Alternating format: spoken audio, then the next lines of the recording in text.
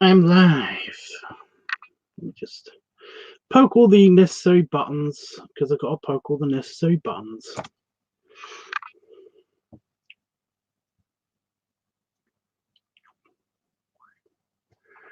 Okay.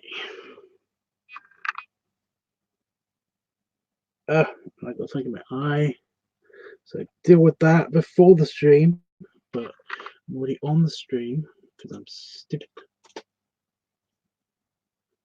Okay, live chat's working. Okay, and share screen. Just get this sorted out beforehand, but you can't really sort it out beforehand. Well, I could, but you know.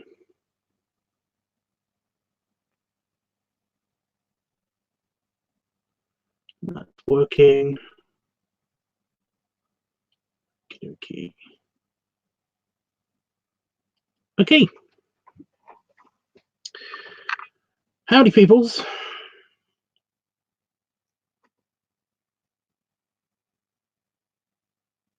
Yeah. Right, I'm all up and running. It seems. It's with that random tuft of hair. It's just there. I don't know.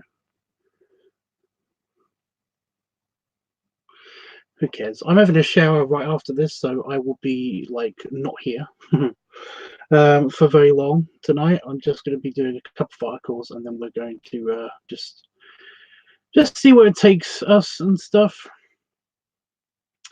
By the way, I've got a thing where I can actually edit the title of this stream, and like as I'm streaming somehow I can edit the title. So what I'm going to be doing throughout the stream is basically ask you guys exactly if you know what's happening, you know what you want to be, what you want the title of this to be. It's going to be LiveTUBBSrandomWiki, but it's also going to be whatever you want it to be. So we're going to try that out. We're still getting our footing. This is only like the third episode, so it's a thing. It's a process. We'll figure it out. just general like mood feeling. Just for anybody that's interested in what my mood is at the moment. Not so great.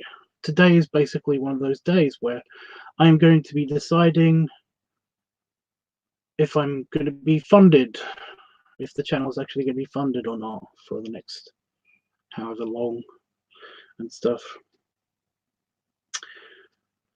Oh boy.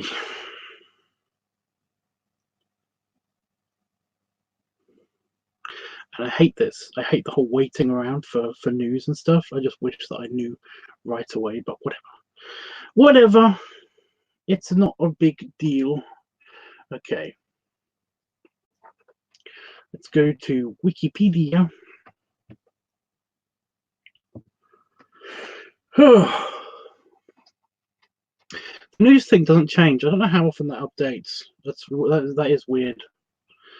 But today's featured article is another dinosaur. Is it me, or does it feel like Wikipedia is full of dinosaurs, just randomly full of dinosaurs, places, and people that like hardly anybody has heard of? You know, it does seem to me that's a thing. But yeah. Spinosaurus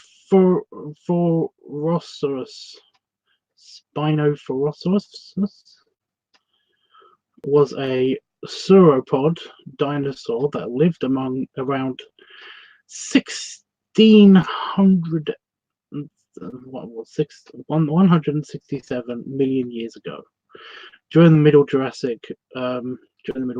The first two specimens of the genus were excavated from the Eras shale formation in Niger in the 2000s by German and Spanish teams. It's not that big. I mean, it looks huge. I don't understand this sometimes. You know, they basically say that it's like, oh, we found it amongst some rocks over there. And it's like, I mean, it's literally been there for millions of years. How do people miss this? How do people miss this? I don't get it. But yeah, big dino bones were there. So, yeah. German and Spanish teams. Spinosaurus, spine-bearing lizard, was the first sauropod to have its skeleton 3D printed. Reconstruction pictured. Can I just poke the picture?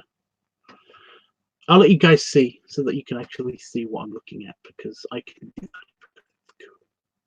I'm going to do the big picture so you can see the big picture. Where's the big picture? There it is. Big picture. Bink.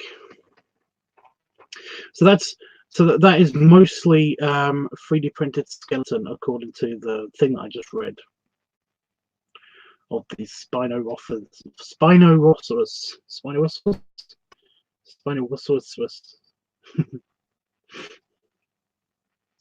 So yeah, look at me. So I'm just like, I have a teeny little thing in the corner. That's kind of cute. Hey Jeffers, he says, hey Tubbs, great big hugs and many snuggles. I'm so sorry I missed the end of the stream. Had a phone call. It's okay, dude. It's no big deal. It's no big deal. But yeah, I just like that this is all 3D printed. I don't know if that's 3D printed, the thing around the neck, or if that's a thing. I don't know. It looks like it could be natural. Oh, fuck's sake. No, with the yawning, no. Looks like it could be natural. I don't know. It's a bit hard to tell with bone. So yeah.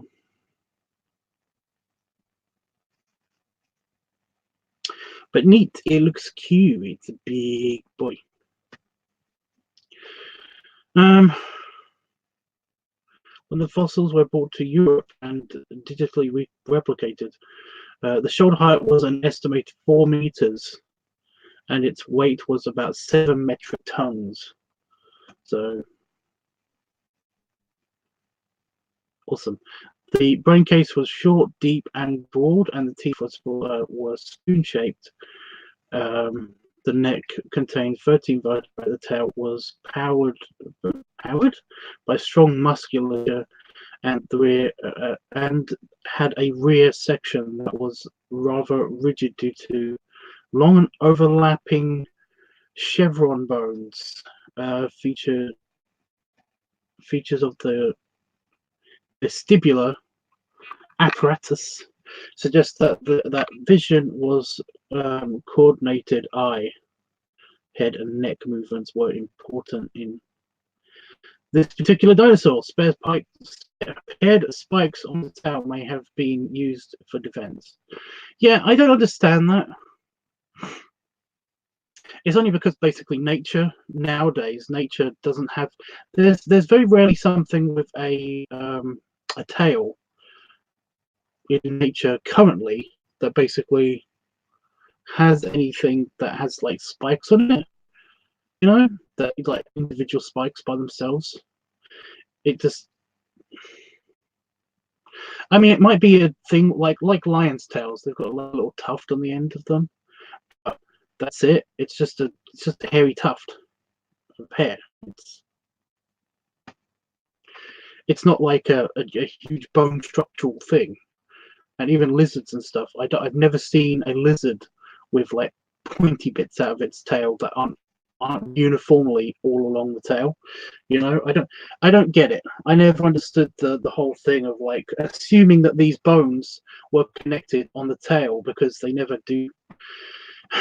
Yeah, but oh yeah, there they are. I can see them.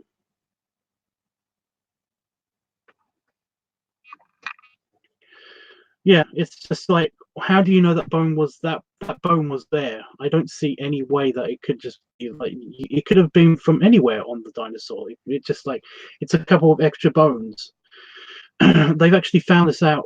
They found out that this happens fairly regularly with dinosaurs. Like, this used to happen a lot more frequently when dinosaur bones were being discovered and stuff, but that people would put them together wrong because they didn't understand where things are that are wrong and stuff. There's a couple of species of dinosaur that basically have the bones. You know, they have like the bones sticking out of their backs and stuff. And there are some species that we think actually that had that and stuff, and they were like tall sails and things like that. But there are some species that they now figured out that these bones are actually on the inside of the dinosaur.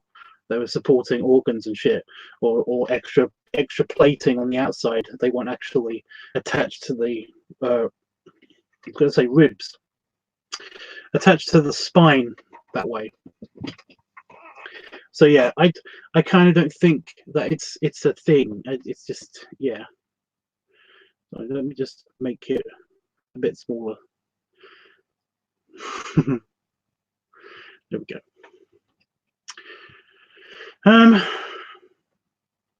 So yeah, neat. Oh my god, it literally is just me talking. That must be it.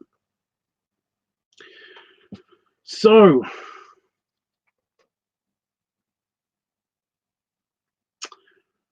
we've got new did you know stuff, and these are always very hit and miss, but I'm gonna do it anyway. So this is just me and you here at the moment, Jeff. Did you know that between 1920 and 1938, the NAACP flew a flag pictured at its New York headquarters to mark each lynching that occurred in the United States? A man was lynched yesterday. That's what the flag says. Yeah. Why can't people just be people and get along with other people? That's just sad. That's an actual fact, though. See that has information, you know. But then again, you would have to know what the NAACP was, and the what flag was, and what lynching was, and the whole history behind this to actually get any information about this out of it, you know. But it's literally just that one sentence. So yeah. For example, did you know that a 10-year-old Lin Mi Hong joined a dance troupe in Taiwan founded by the Italian priest Carlo Michelini, and later choreographed for the troupe? I did not know that, but then again, you see, this is what I mean. This is exactly what I was talking about. I know I used this as an example just now, but this is the exact kind of thing. It's like it's in Taiwan. I know where Taiwan is, but I don't know much about dance. So is this a big deal? You know? I don't know if that's a big deal or not. So yeah, it's like I did not know that, but then again, I didn't really need to know that, you know. And it doesn't give me any information apart from that. Did you know that the tree Dipetis gerardi,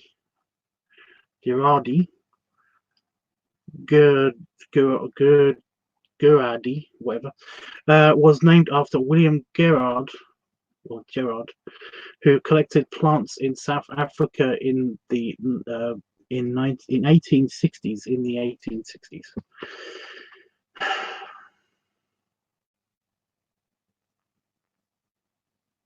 I didn't really care.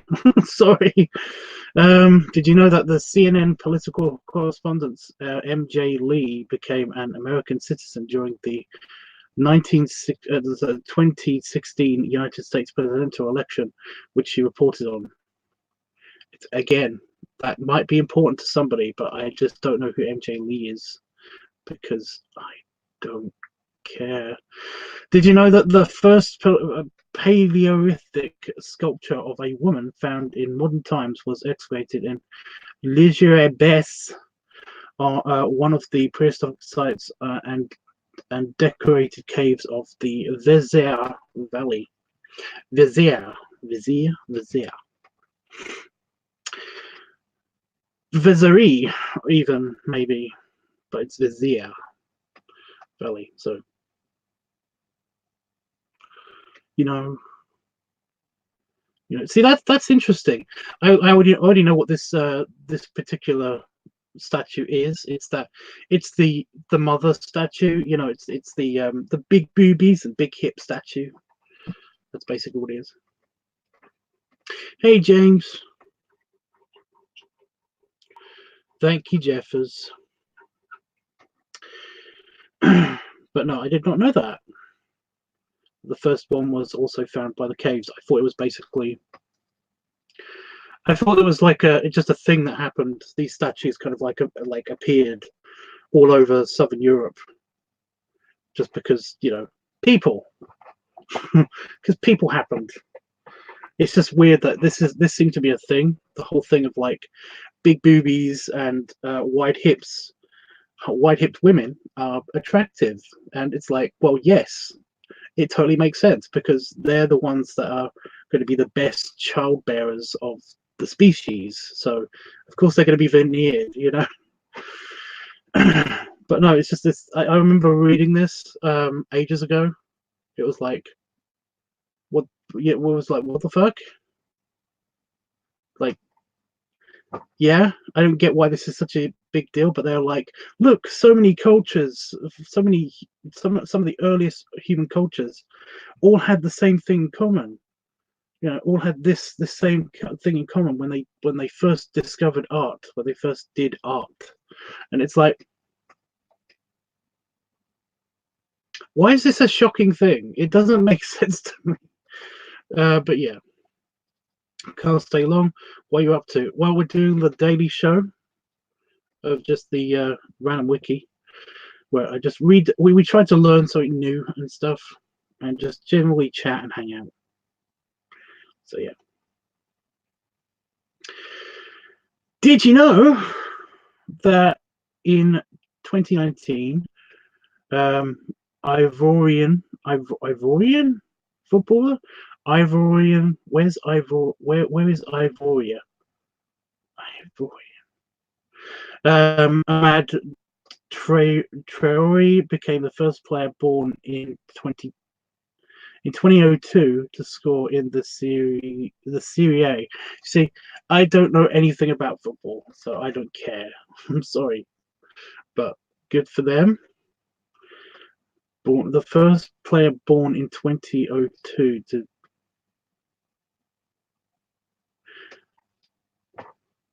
Okay. Did you know that in 1934, coal composition Totentans Dense Macabre by Hugo Distler combines moat.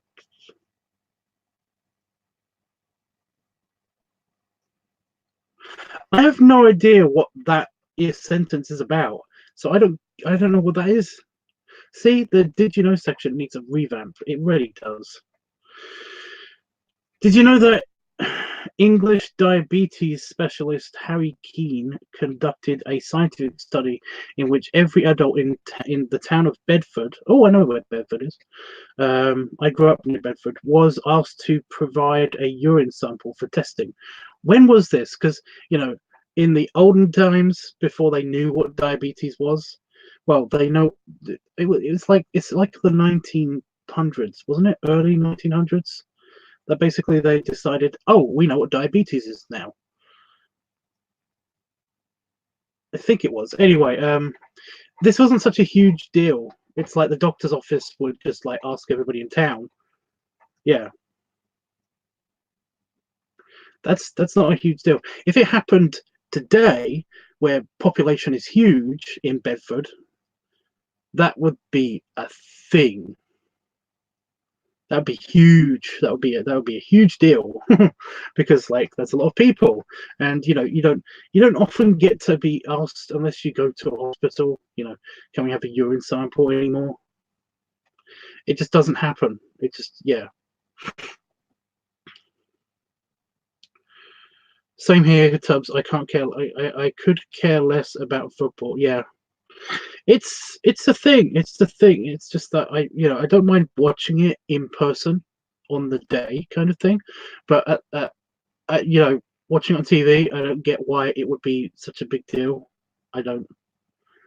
You know, it's like you make a day of it if you want to go to a football match, but it's just, yeah. Anyway, love the 1900s.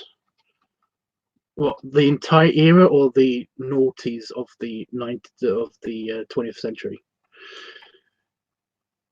You have to be a bit more specific, kind of. That's the thing about the noughties of any century is like, do you really like the noughts of that particular century, or do you like the entire century? Anyway, okay, so that's that. So today is November 24th, and it's here in the UK it's November 24th at the moment. It's going to be November 24th for you guys soon that are in the States. And well, it's apparently the feast of Christ the King, in Catholicism, Christianity, Catholicism. Okay.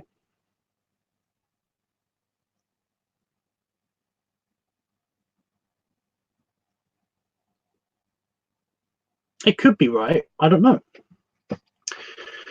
In 1227, Lezik the White, High Duke of Poland, was assassinated. Ouch. Depiction shown during the meeting of. Okay, let's have a look at the picture. Let's have a look at the picture. Owie. Was he nearly naked? This seems a bit harsh. I mean, I get it. We're just on the end part of the feudal period and stuff, but I know it's an art piece, and it's supposed to dramatize everything, but really,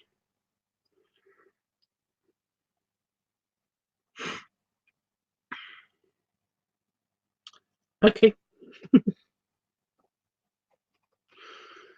That just looks a bit harsh. Is that a spear? It looks like he was hit by an arrow, but at the same time, he's got a spear in his back. Is that a spear in his back, or is he holding that? Yeah. You can see. Can I enlarge it? No. Wait. Didn't enlarge it. Also, now I'm stuck. There we go.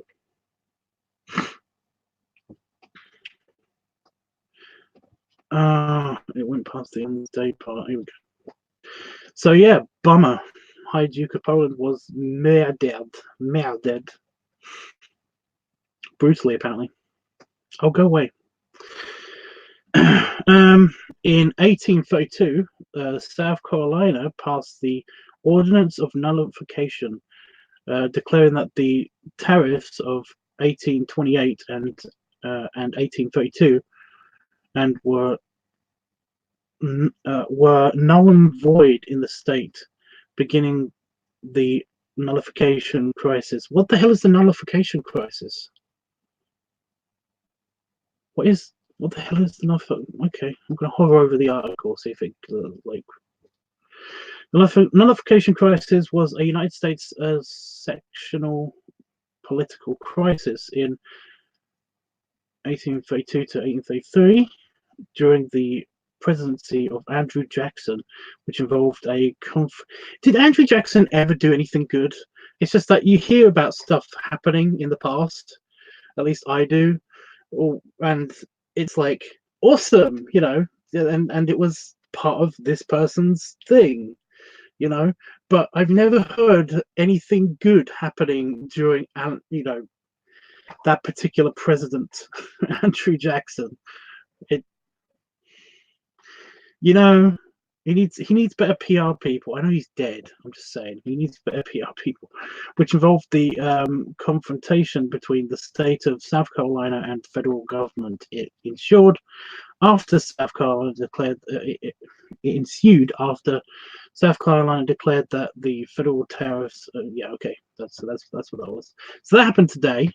In 1832. In 1950, the Great Appalachian Storm, Appalachian Storm. Shut up, okay? My dyslexia, speech therapy problems. I'm going to have to do that at least once every single day. A large extratropical cyclone struck the east coast of the United States before moving northeast. Ooh, bummer. And it happened on Thanksgiving. Jesus. James Drury says, I can't go into detail. There's only so many characters I can type here and only so much time to get the message to you. What's the message? You can type it out and then hit enter and then type out some more. You know, I'm not going to do you for spamming because basically you're not really spamming, you know. In 1976, a magnitude 7.3 earthquake struck eastern Turkey, destroying 80% of the buildings in the area with at least 4,000 casualties. Ouch. I think I heard about that one. I actually think I might have heard that one. Explain what I love about the 1900s. Again, do you mean the 20th century, or do you mean like literally the years between 1900 and 1909? I just want to know that, because there are things that I like about the 20th century, and there's also things that I like about the 1900s. So, yeah.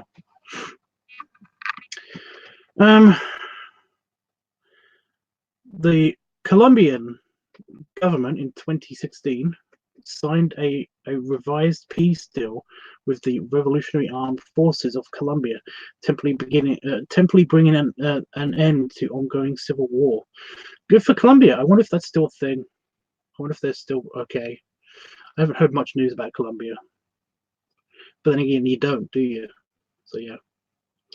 That's a very interesting, Tubbs. I didn't know that about the earthquake in Turkey.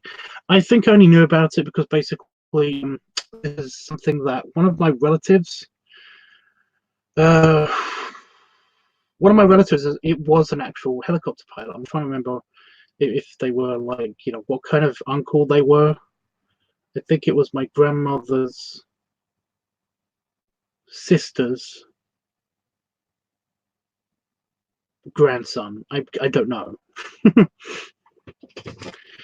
It's like my grandmother's sister's son, maybe. I don't know. It's either son or grandson, but basically he was alive during that period, and he was a helicopter pilot. And I met him at one of the family reunion events and stuff, and he was talking about shit like this and stuff that he used to do in Europe, because he worked all over southern Europe. So yeah, although Turkey isn't really part of Europe, it's kind of it's complicated. The whole thing with Turkey, I think. So yeah.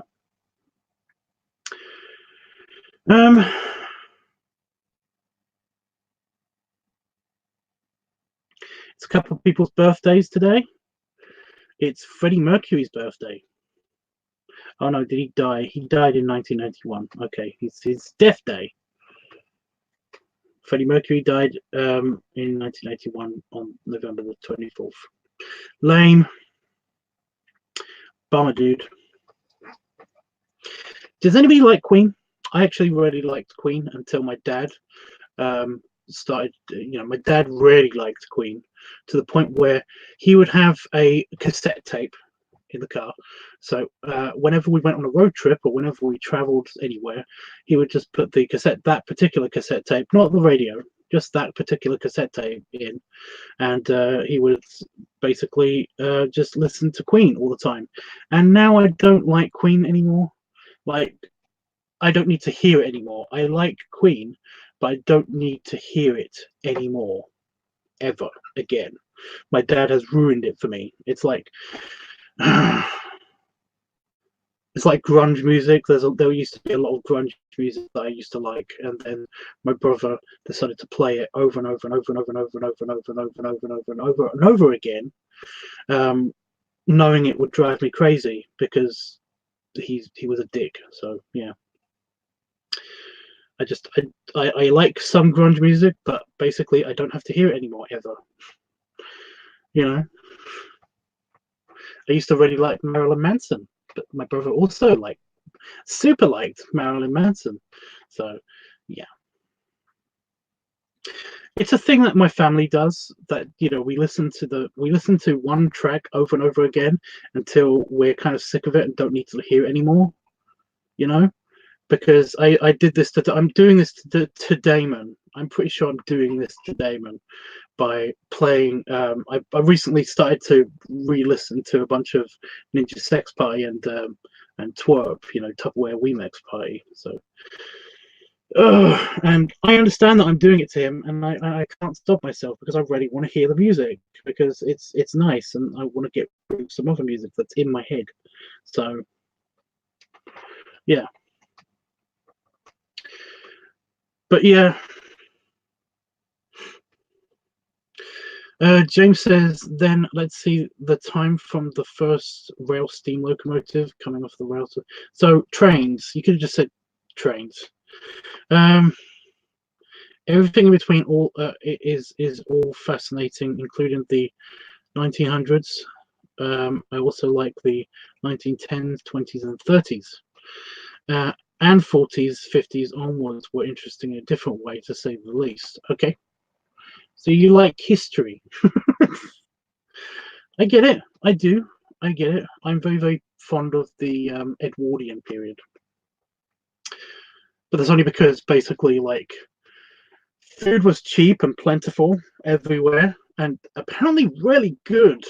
This is after we started, getting away from the Victorian kind of experimentation and started to include other dishes from other parts of the world into our food. So yeah, everybody dressed super nicely, all the time. And the king was fucking hot. So, and he knew it. And apparently it was bi, so anybody could fuck him if they wanted to. It was awesome. I know I've been on, I've done this in the past. I've gone on to talk about Bertie, King Edward, a lot, but he basically invented a chair. He had a chair built for him so that he could effortlessly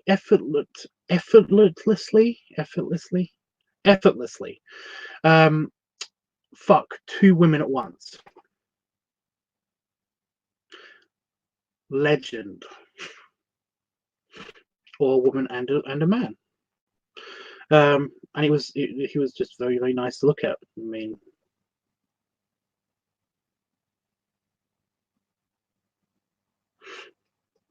apparently he was just a really awesome person in general, because the man stopped World War I from happening during his reign. He brought peace to fucking Europe for a long, long time. So yeah, it's crazy. It's just he was awesome. Anyway, yeah. Just I'm gonna have to do it. We'll look at the main picture. Oh God. Oh, okay. I was going to say these. This is not allowed on YouTube, so I could have been easily screwed over if this was a thing. But no, it's not. It's just tar and feathers, apparently. Tarring and feathering is a form of public torture and humiliation used to enforce unofficial justice or revenge. It was used in feudal Europe and its colonies in the early modern period, as well as early American frontier as the early American frontier. Most of the mostly as a type of mob vengeance. Seriously, my speech is not good today.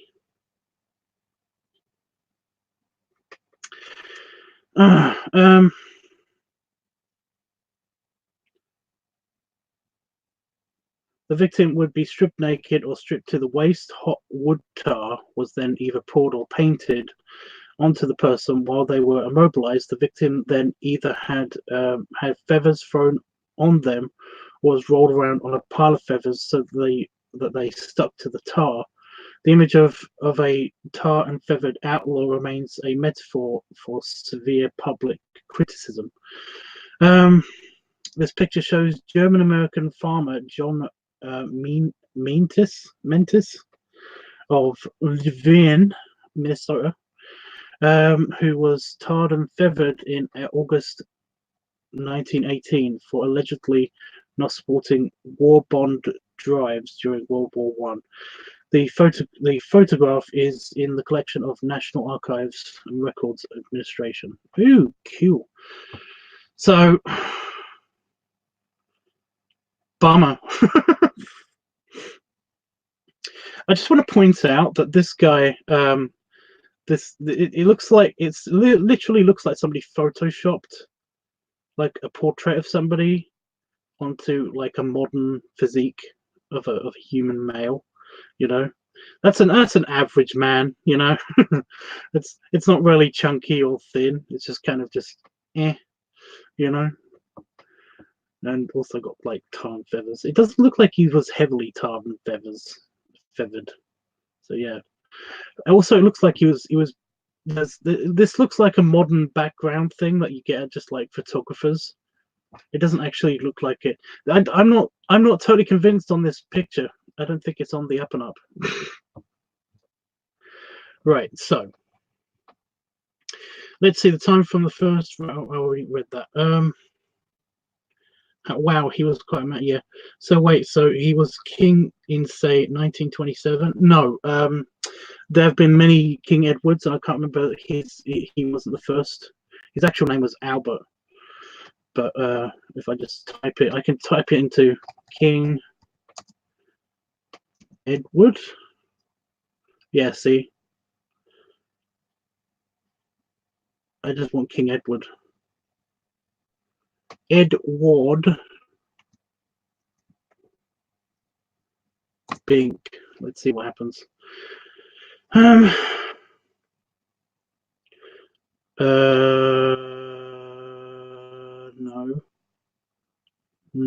That one. 1841 to 1910. There he is. It's that old picture of him. But yeah, that one. Called Peacemaker. But yeah. Edward the V2. So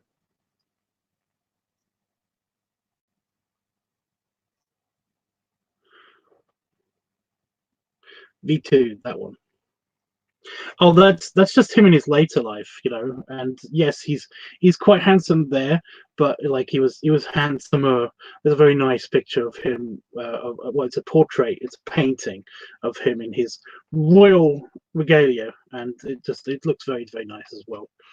But there have been other pictures where you can totally tell he's eyeing up somebody and being like, oh yeah, that's nice. You know, it's like he's got a daddy brow thing as well in some of the pictures. I don't think this is going to have all the pictures of him, but yeah. Albert Edward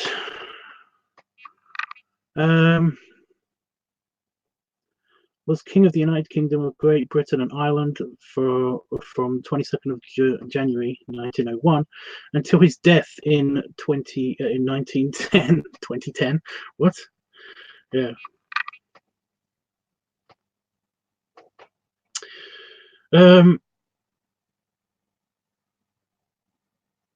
Was curious because I watched I watched the Downton Abbey movie recently featuring the King and Queen. Yeah, I don't know when Downton Abbey is set. I kind of want to see it, but at the same time, I don't know. But yeah, I'm not going to read all of this because it's crazy. Marriage.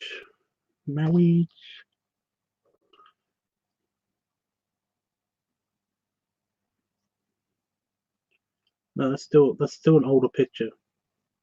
But there's Queen Victoria, and that's it's like that's Edward, that Bertie, yeah. I just like how the difference between him and his brother is very, very much like the difference between me and my brother. It's like I'm the older, stockier one, and everything, and he's kind of like the skinny, tall one. you know. I nearly X the entire thing. Oh, it went all the way to the top. I don't like that when he does that.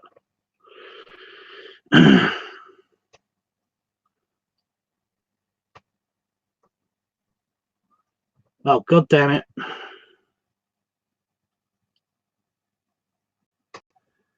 You can already tell that's a far away picture, but you can already kind of tell that he's a nice guy. 1927. Yeah, that was his son,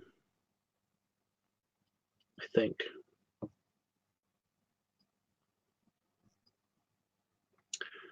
But yeah,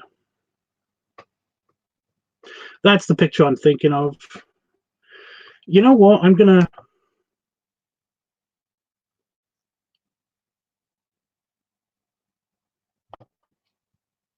open that one as well, but why not?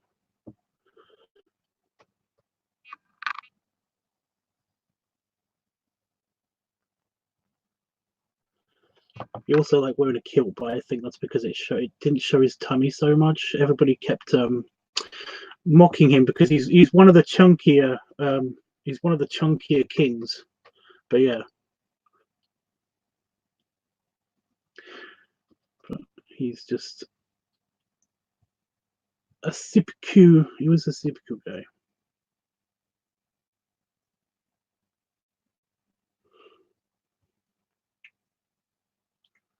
Yeah. But let's just where's the top of the page? I've lost the top of the page. Where am I going?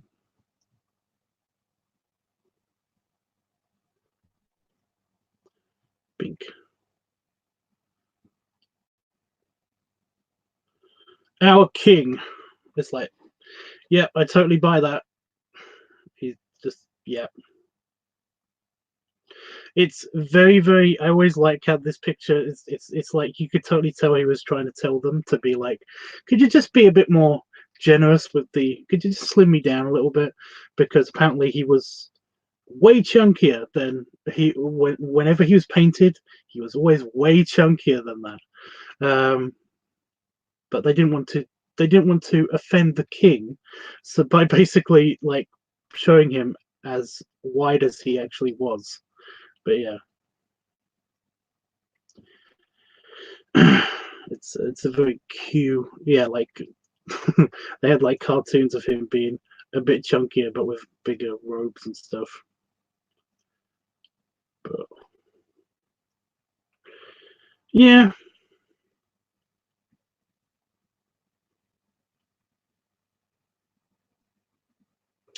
Anyway, the TV show's first season was set in 1912. Guess which day that was?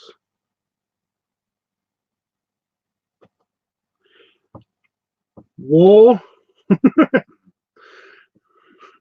Just saying. Does anybody else notice how weird and creepy these vines look at Balmoral Castle? Look, they're really showing up in this picture for some reason. It's kind of creepy.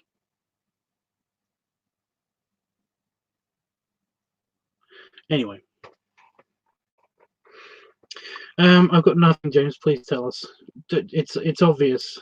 I would imagine it's obvious. I mean, what else happened in 1912?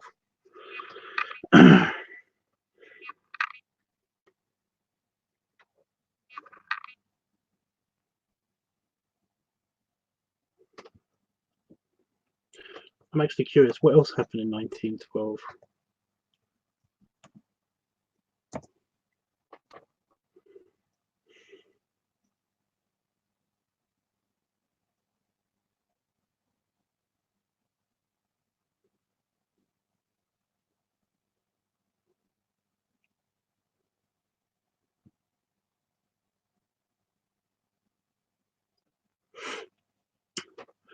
The Republic of China was established. I don't think it was that.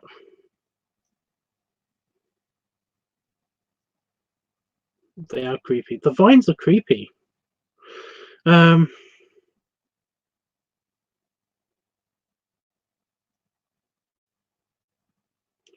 January 22nd, the overseas railway opens and the first train arrives in Key West, Florida. I've always wanted to go to Key West. Big event happened. Dude, I know. I know what you're talking about. It's just that I'm I'm wondering what else happened in 1912. Battle of Beirut. I basically gave it away already. The Girl Scouts is founded in Georgia.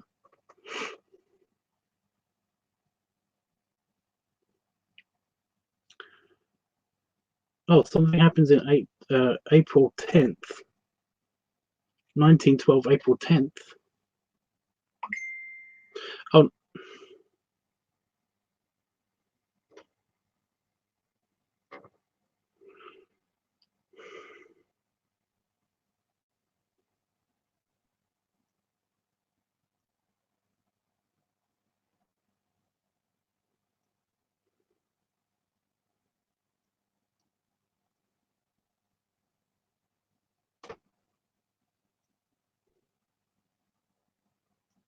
it's on the screen right now. It affected England greatly, thus making it the start of the show. I don't actually think that that particular event happened.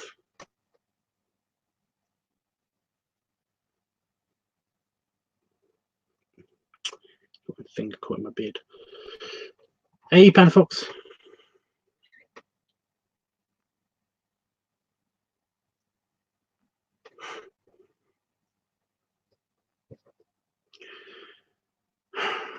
Titanic happened. The Titanic happened. That's the whole thing.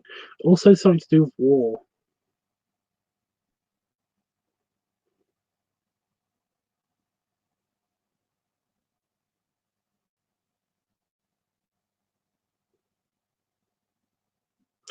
Something to do with war happened. But I can't remember what the fuck.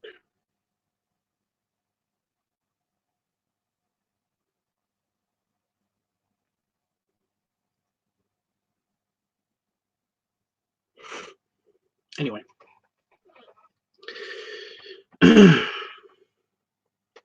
The Titanic didn't actually affect England super lots. It basically, it was bad and everything, and it was just news, you know. It affected Ireland a lot more than it affected England. What I missed, nothing much. We haven't really got on much stuff done.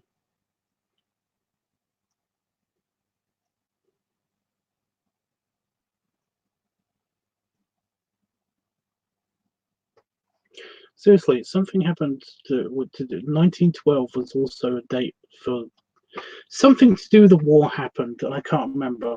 I can't remember which war it is even now. But I was like, you know, war. I've heard the date 1912, but I knew it was Titanic. But Jesus, it was something else.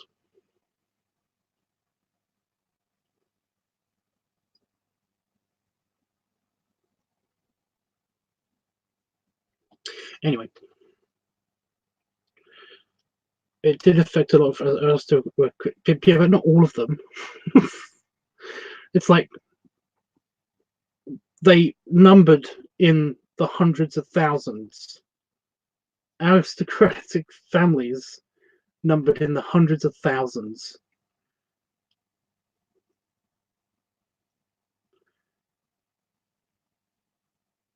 You got dozens of them were affected. I'm guessing. You know, it's like, yeah.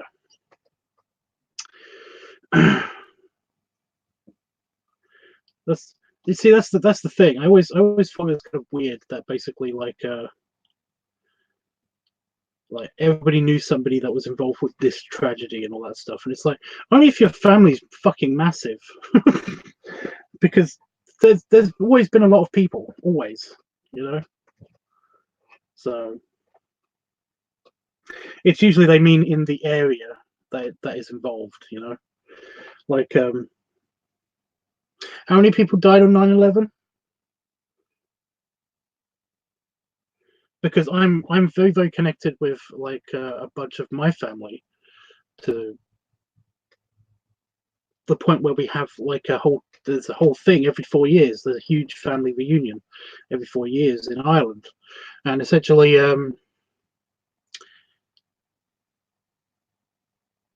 we lost one person basically during the 9/11.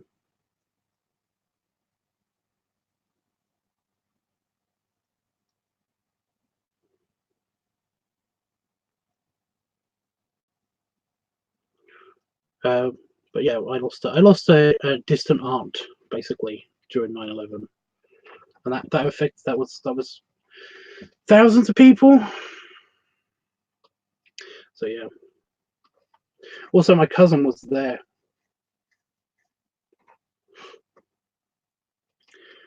My cousin was actually there. Not doing anything super important. He was literally just like part of a. Well, what did he do? It was he was. I was going to say patrolling a street, but no, he was basically assigned to just like stop people crowding at one of the streets so that so that fire engines and shit could get by, because he wasn't like he's only just been in the NYPD at that point, so basically it was just, yeah.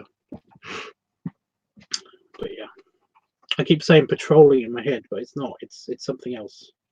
Anyway, so the one of the flight that hit the Twin Towers originated here at Logan International Airport in Boston.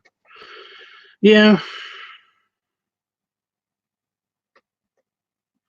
it's a thing.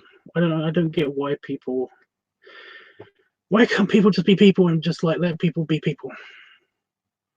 You know, it's stupid all the time. We discussed this earlier. Well, that's terrible. I'm so sorry. It's it's obviously sad, but it's been a while now, and yes, you know, she was a very very important person to a lot of people, and essentially it's just that it happened to be. But my point is that my family is huge.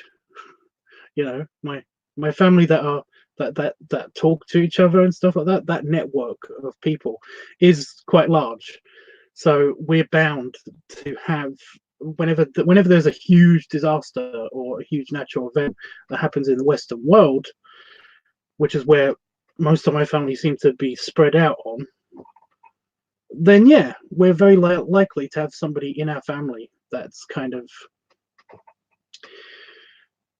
affected in the very least by it, you know. But um, that's a special circumstance because my family is massive. So yeah, think about this. Whenever you hear the name Sullivan, then it's very very likely that they, at least them, at least to them, they can be traced back to somebody that I know or have met at the family reunions.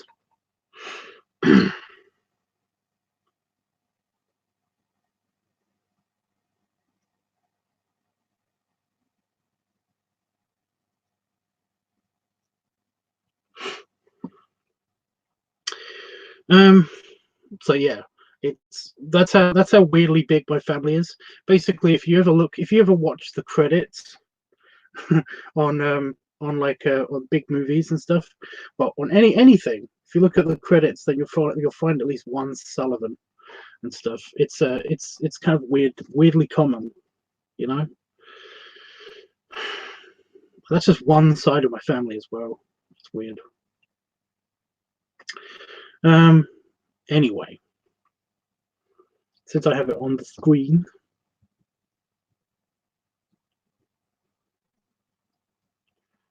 where's the random article? Random article. Pink. We're going to learn about Daping Station. Okay, I love random articles because, like I said, usually when I'm just doing this, when I do the random article thing, when I'm just in public and I want to read something, or I don't want to play on my phone, I don't want to use up too much data and stuff, I will go into Wikipedia. I've got the Wikipedia app, and I will poke it, poke the random button until basically I find something interesting. But Daping Station is just like, it's not really that interesting. It's 2 lines. It's barely 2 sentences on line 1 and line 2 of Chongqing Rail Transit in Chongqing Municipality, China. It is located at Yulong District. It opened in 2004. See, that's not really that interesting. Oh, by the way, if anybody has a title idea, it's actually down here on YouTube. So it's just that on this screen, my title is up here. So basically, it's kind of confusing. So I just noticed how my beard jiggled when I turned my head just now.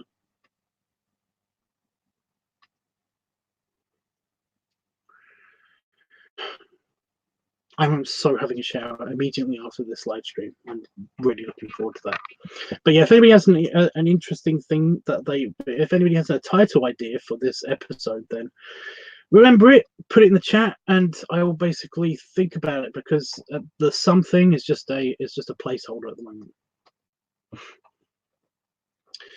I had a good friend that I went to school with. His last name is Sullivan. Potentially related. So yeah, even more so that I have to go now. Have fun, ta-ra. Okay, bye, Jay. Okay, well, I'm gonna hit the random button. Let's find a good one. What is why with the stations? This is supposed to be a random article. It's Asia Week, by the way, on Wikipedia, so it's going to be random. It's going to have random Asian articles and stuff, but I did not know this. That's not even a sentence, so I'm not going to read that. Simon Hill, Rugby Union. Okay, sports guys also.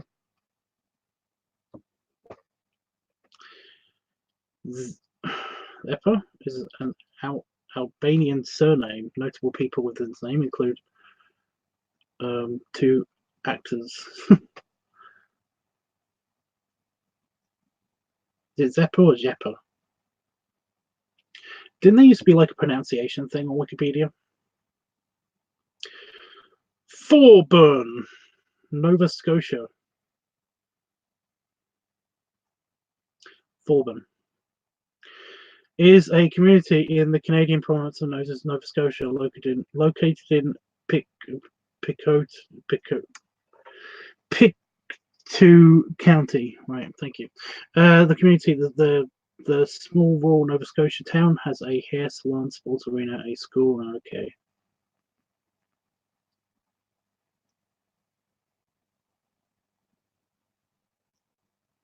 Mike Smith also lived there.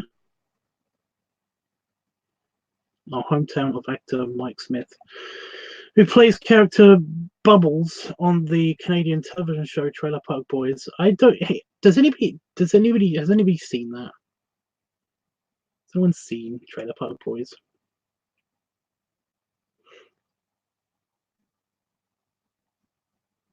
By the way, we're talking about families. A lot of my family is in Nova Scotia. A lot of them.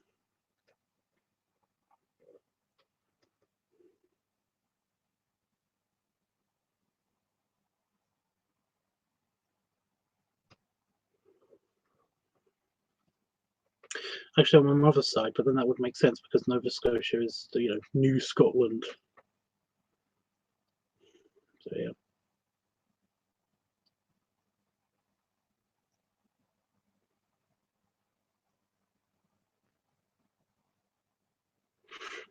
Oh, because somebody kept telling me, I can't remember who it was, but a few years ago, somebody kept telling me to totally go check out Nova Scotia. Totally go check out Trailer Park Boys, and I'm like, I don't know why I want to. I've seen trailers for it, and I just never. It's never been that appealing to me for some reason. I did not know that it was a Canadian TV show. I thought it was I thought it was just American.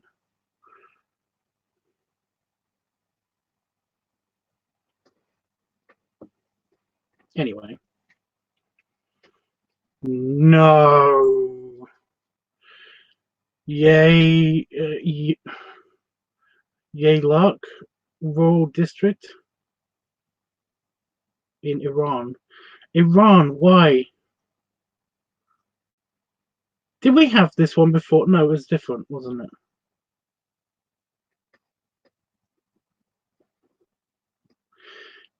Digital photo professional. What?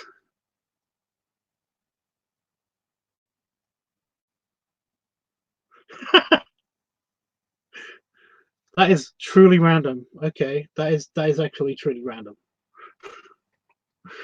DPP is the software that Canon ships with its digital SLR and some of its compact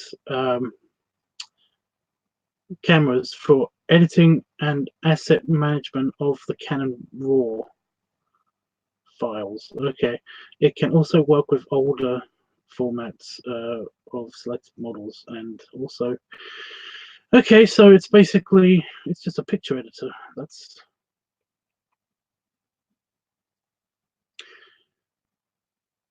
I swear to God, when I came up with the idea for the show, I was like, oh, this would be great. I'll hit the random article until we find something interesting. I didn't know that so much random bullshit would happen.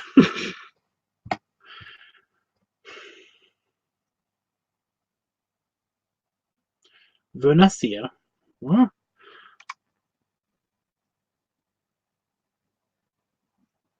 Vernaccia is a white wine grape that is found in many Italian wines, but is most commonly associated with Tuscan wine. Vernaccia di San Gimignano. Oh my God. Ampelographers have determined that the Vernaccia wine has many clonal varieties, but is unrelated to some Italian wines known as Vernaccia, such as Sardinian varieties used in the sherry-like wine. That okay.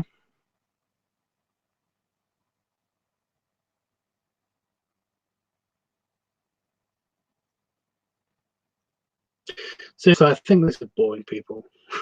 I'm actually a bit bored by this. This is weird. I thought I'd be interested. We might try a different wiki, maybe. Bennett Bosky.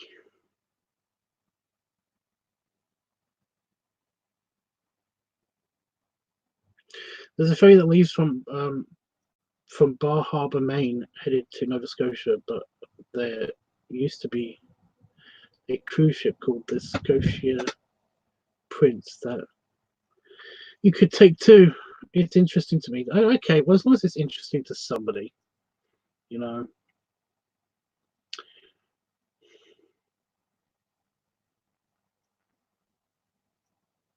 It does. Hitting the random button does show you exactly what you don't know. There's a lot of it.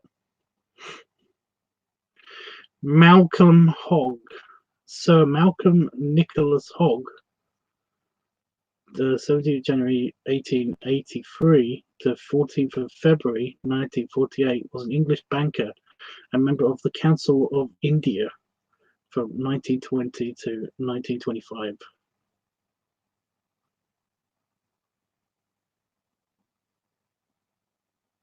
Yeah. Okay.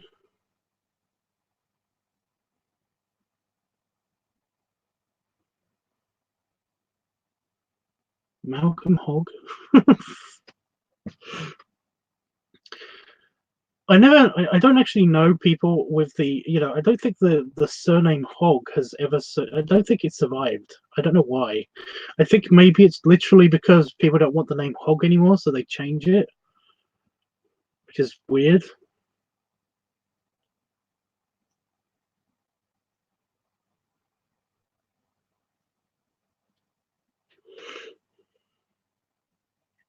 Side. Okay.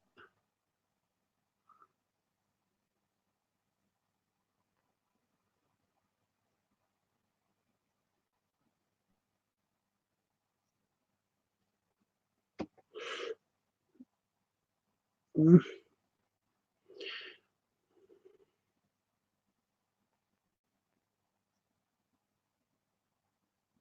See, this is weird. This is so strange. Whenever you get an article that basically doesn't give you the birth dates of somebody, then I kind of don't believe that they're real. Is an author known for writing Discover Cooking with Lavender, Kathy Gert. She's got not even a whole sentence to her name, to her autobiography. Not autobiography, to her biography. She didn't write this. See,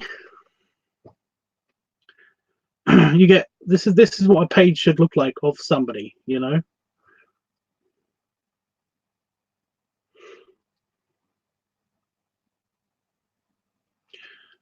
George Youngshaband.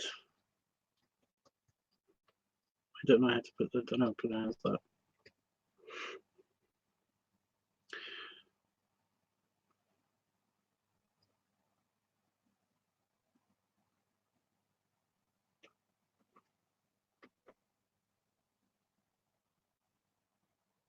Oh my god, he was a beefeater.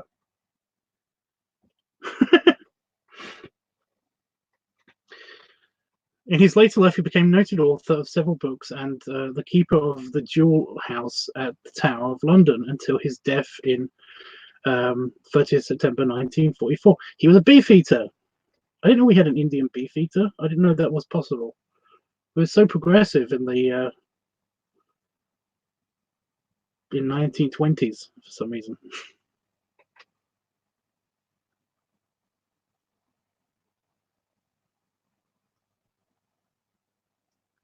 So it's just that if you've served in the military, this thing says that this guy served in the military during the Second and First World War, and basically if you served in the military and then you work at the Tower of London, then they will give you to wear as part of your uniform a beefeater costume. You are a beefeater. That's, you can't have any other job. And if you do have jobs in the Tower of London and you've served in the military but you don't serve anymore, then you're just a beefeater that looks after the crows or whatever. But yeah, he was the keeper of the Jewel House. So he was the main beefeater in charge of keeping.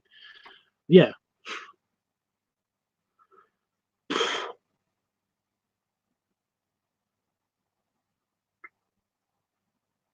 So I got a candle in here because basically it was quite cold and basically the air moisture just was off. It just felt weird. So I got a candle in here. I put it on the floor, away from everything. It's not going to catch fire or anything. But it's an old candle, and it's got a picture of me, Damon, and my mother-in-law, and it's basically It's an old candle, and it's kind of partially melted already, so I'm kind of trying to get rid of it. And also, yeah. But it's because it's an old candle and it's already partially melted, it kind of like smells like an old candle. So yeah, it's kind of annoying because every now and again I keep looking down at the you know, where it is, and because I can smell candle. It so smells of candle in here. It's actually kind of terrible. So I'm going to blow it out and actually put the fan on, which will negate the coldness already in here.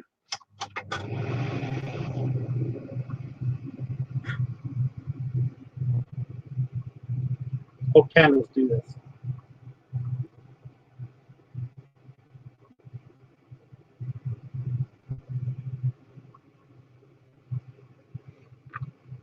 Yeah, I might take that back in the house because that's just, yeah.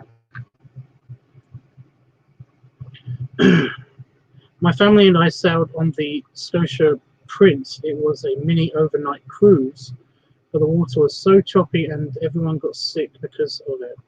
On the way there, coming back, it was fine. Well, I love cruises. I could totally see that being great. I don't get seasick at all.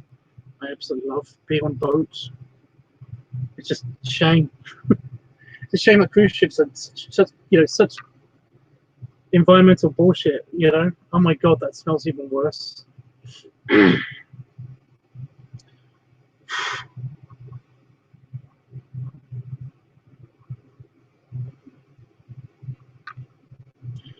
But yeah, I wanted to get. I'm thinking about basically getting a ferry sometime after Christmas because I'm going to Belgium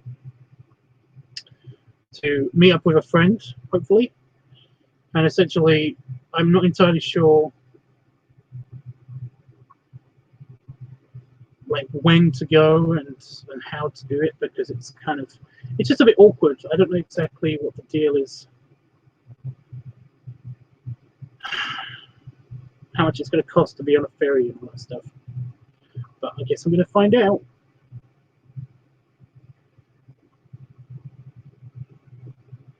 It just got to change a lot, you know. Go to the ferry, go to a bus, well, go to a bus or train, get on the ferry, go to yeah. It's complicated. It's annoying. I'd much rather just have a boat. I know I was asking for a lot, but I'd much rather just have a boat that I can actually just go over there myself. Because well, how hard is it? You know, very hard. I get it. Whatever. And now I'm sorry. And now I'm out of frame slightly. Yeah. The neat candle. It's a nice candle. It was the picture. It's just a candle with a picture printed on some paper that is semi flame retardant. I don't know exactly how it works, but as the candle goes, you know, digs itself in a little trench, it will light up the picture so that it, yeah. But there's a picture around the entire thing, and the picture is of us at a canal day in Banbury. Me, Damon, and my mother-in-law. But we have the picture. You know, we don't really need the candle anymore, and the candle has just been sat in front of the fire in our house. And the last time that we turned the fire on in our house, the last time we lit the fire, it melted part of it and it looks just crummy and crappy. So basically, when I was looking for candles for the pumpkin and stuff, I found it and I was like, it's too big to use in there. But because we had a random cold snap here in the UK, at least in the Fens, I don't have my heater in here, and I just had I had a couple of little tea lights and that candle to keep my hand from my hands from freezing up when I was working out here. So basically, yeah, whenever it's cold in here, I just kind of like light the candle, and it at least subconsciously makes me feel like the room is slightly warmer. But yeah, it's not needed right now. But it's just that because it's an oldish candle, it basically smells like a candle, you know. but it's just that it kind of like gets to the back of my throat a little bit. It's not even scented, and it gets to the back of my throat. Anyway, well, Belgium, that's great terms. How long will it take you to get there on the ferry? I don't know. I don't know. I might have to look that up. Bink.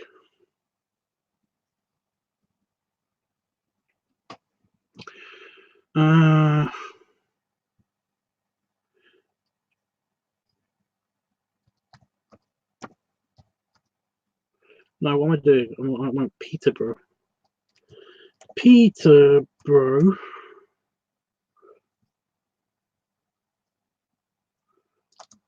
To Belgium. I'm not going to Belgium. Belgium. Well, as you can see, what I'm looking at on the screen.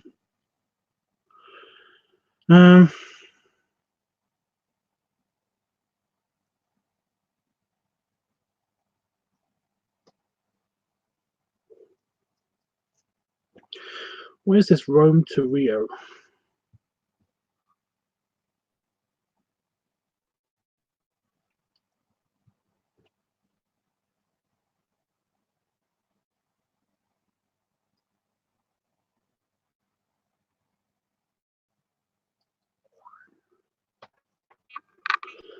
Brussels? I don't think we're going to Brussels. That's where I'm going.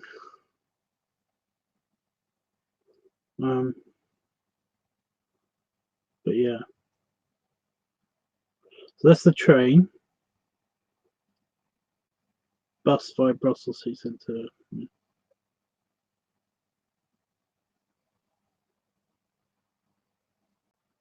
Train. That's the boat. So I could take a boat.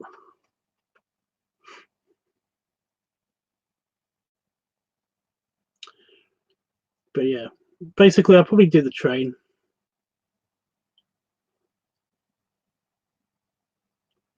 You'll fly.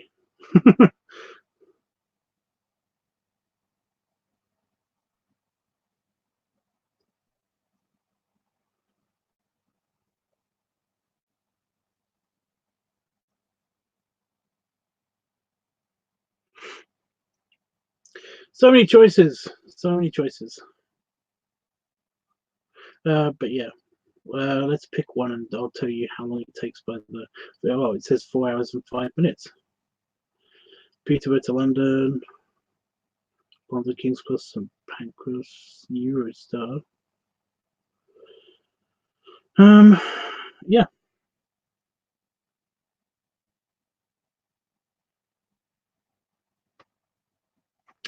There you go.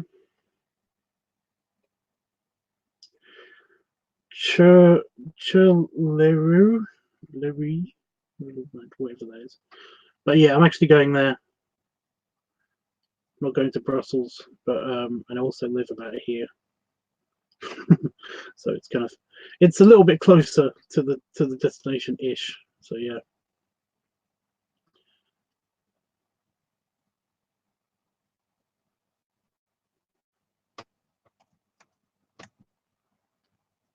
Charlie,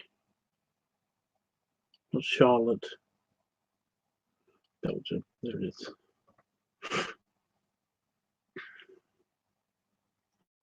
Oh god, that's more complicated. Why is that more complicated? That's crazy.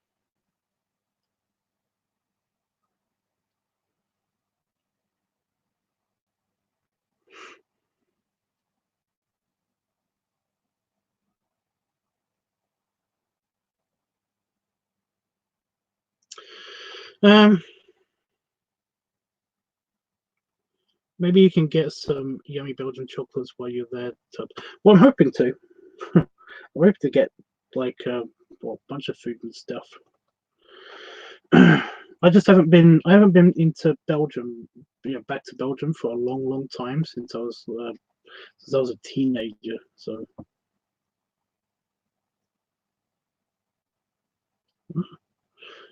But yeah.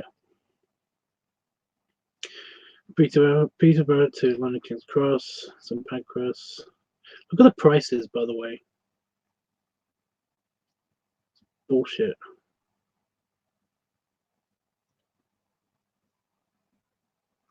Yeah, look at England prices, £8 to £50, and then compared to in Belgium, £6 to £9. Same journey. You know, it's the same distance almost. You know, £8. There's no way you get an £8 ticket. It's always it's a £25 ticket to get to London, right? So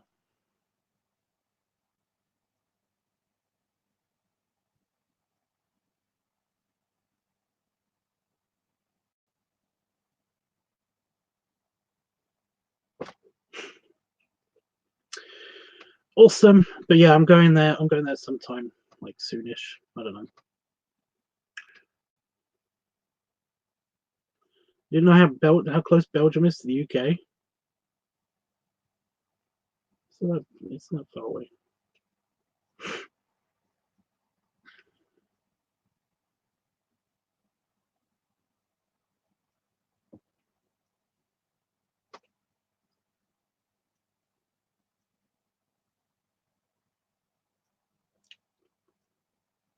Apparently there's 4 people watching, so I'm just like, hello.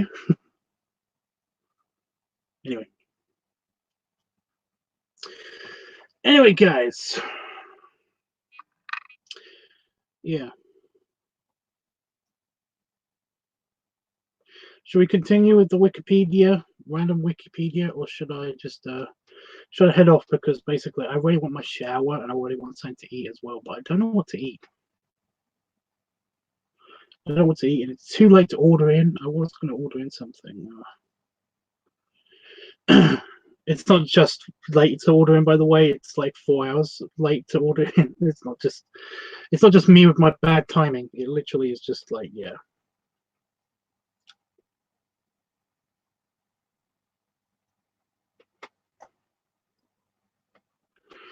I'll do at least one more. Unless you guys want me to stick around. Suleiman, Suleiman's eagle. Suleiman's eagle. A bronze figure of an eagle is one of the symbols.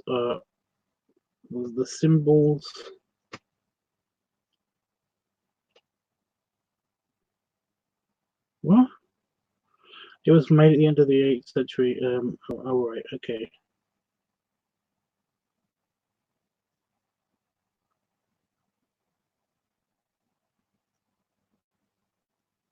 I have no idea where this is going. So yeah, depends on me. I don't know. Yeah, but I don't know. That's why I'm asking you. My diary. Oh, Kelly Abram. That is really random. I can't remember anything good that R. Kelly's done, so I'm sure people are going to tell me. Yeah.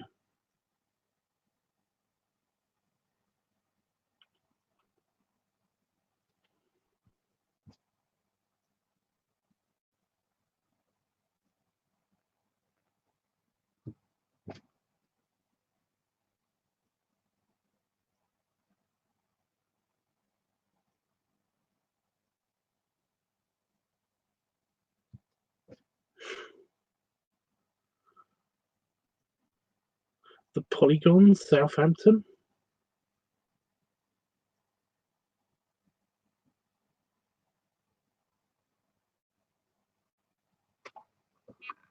What?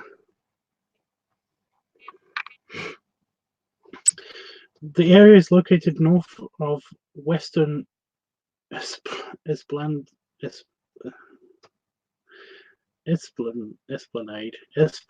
Commercial Road and Cumberland Place.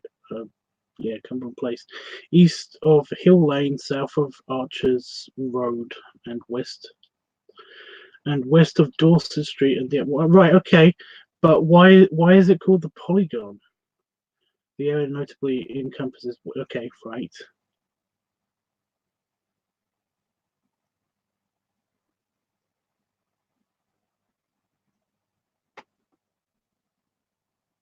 Okay. Why is it important? Why does it, require a Wikipedia article? It doesn't say. Awesome. Great. Random. So random.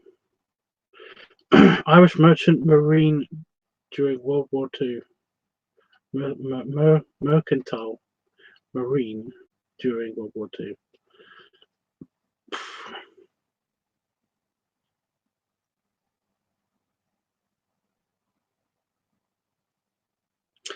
Okay.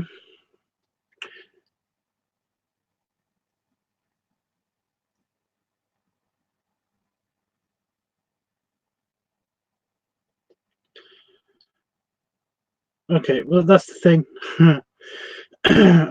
That's the thing. During World War II, Ireland was very, very neutral.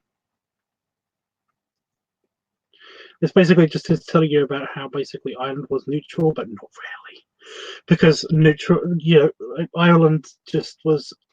It had basically it gave up its army to the English, so that basically Ireland itself could remain neutral and thus not be bombed. However, the army was given up to the English, so that people who were in the army who wanted to fight, fight the Axis, basically they weren't really fighting for Ireland; they were fighting for England. So it was a thing, and also Ireland became a big kind of like port thing. It became a big port workaround for England and a lot of Europe, where basically they would just they would continue to trading with all of the Allied forces and stuff. So it was like we're totally neutral, except we're not. We're totally not. So yeah.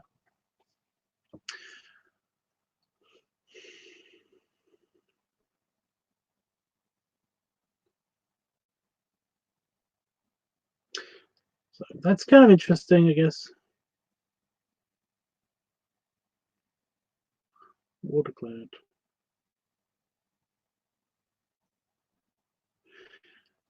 So not that interesting stuff. I'm also here to talk about anything you guys want to talk about. If you guys want me to search for anything, just tell me. I will. I will show you this. I'll show you what the there's a Star Trek Wikipedia, but it's got a bunch of advertisements on it.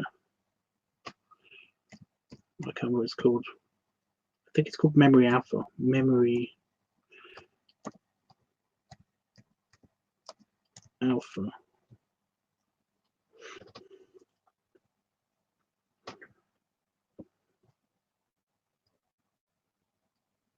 There it is. Yeah, we get it.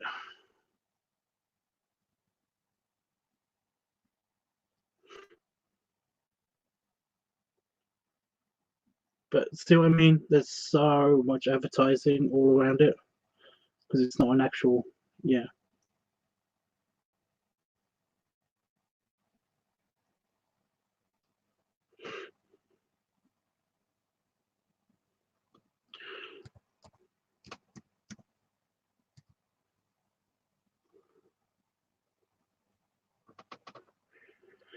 But yeah, it's really cool. It shows you a bunch of Star Trek information and stuff, and it's kind of awesome. I've written for Memory Alpha a couple of times before it became a fandom page, because it used to be this thing where you could actually create a Wikipedia, a wiki kind of thing, using a different kind of structure. It's like Wikipedia had its own kind of structure.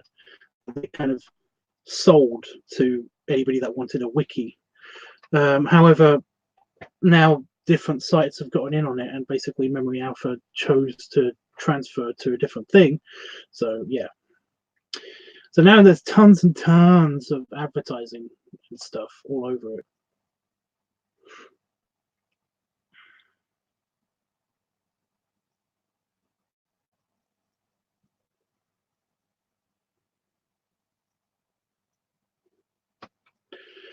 But yeah, my favorite ship, the Intrepid class.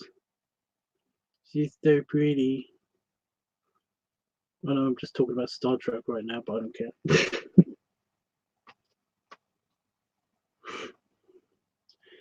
The Q.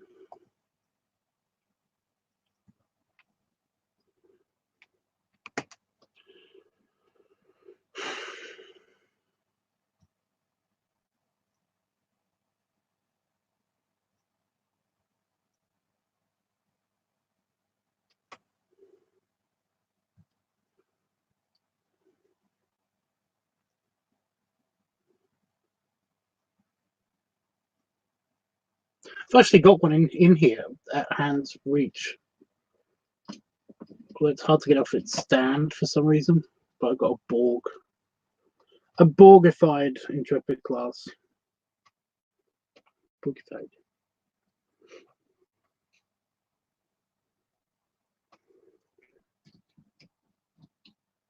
Basically a bunch of machiney stuff attached to her because, you know, that's what the Borg do. She's got little tiny legs. They're teeny little legs.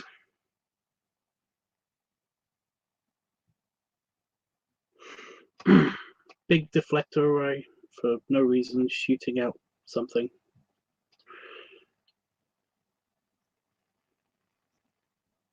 It's got a conference room. It's got hallways.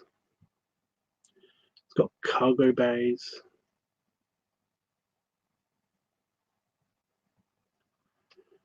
It's got a creature crawling around on the outside of it.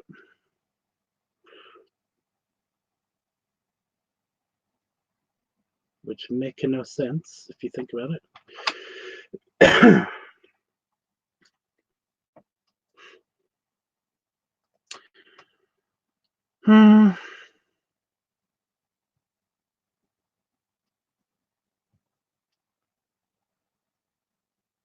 It's got smaller corridors. It's got the biggest bridge that basically it had for the longest time, and I still think it's still up there on size. A bridge.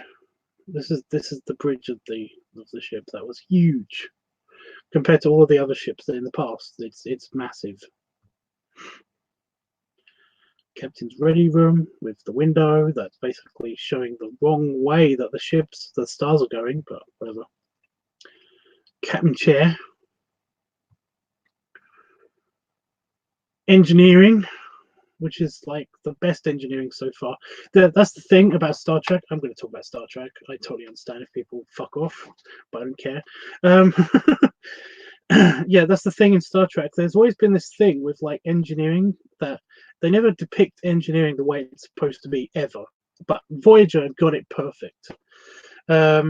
Basically, whenever you see in the engineering in the original series, you don't know exactly where that is. You know, you don't know where that is on the ship because it's sometimes it's actually in engineering, and sometimes it's in a sometimes it's on the neck of the saucer section. You know, you don't know where it is. It's kind of very confusing as to where things are on the original show Enterprise. On Enterprise, they kind of do it better. They show a reactor, a warp reactor, and it's basically, it feels so tiny for what it is, you know, for the thing that basically propels them through space. It's the size of a truck. It's like, no, it should be huge. this thing should be massive. You know. So yeah, that I mean, that's wrong. In the movies, you basically have this. They kind of get it a bit right here because they basically show it. They don't show main engineering. They show like a whole hallway and stuff for like the components of the warp core and stuff, and that makes sense and everything. But then you got the Next Generation, and it basically it's a corridor. It's an extra wide corridor. for a gigantic ship, an absolutely monster of a ship, 24 deck, big giant ship. It's a corridor. That's your. Wait a minute, is it 24 or is it 48? No, 48 is the Deredex. Oh my god, I've forgotten something really important. I think it's 24.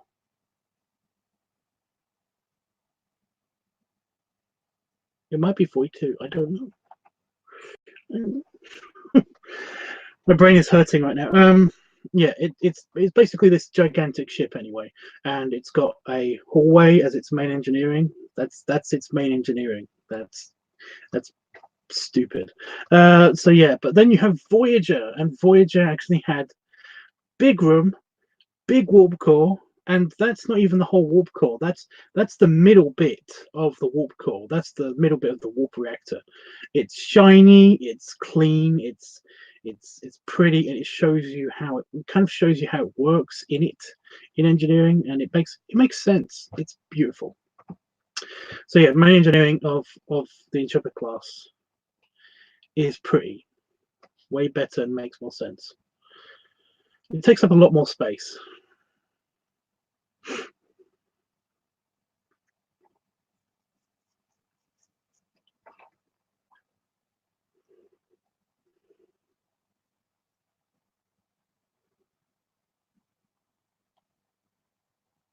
Oh, that's med bay. Like, where the fuck is this? But no, I get it. It's the medical facilities and holodecks. And it even has a cafeteria.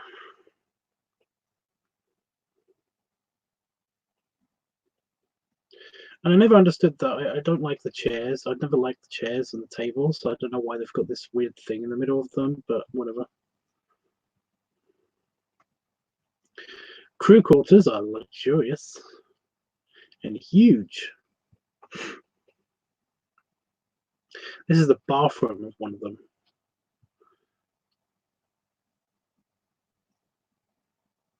Transport room. Shit all coming out of the bum. Coming out of the bum. Just a mini shuttle.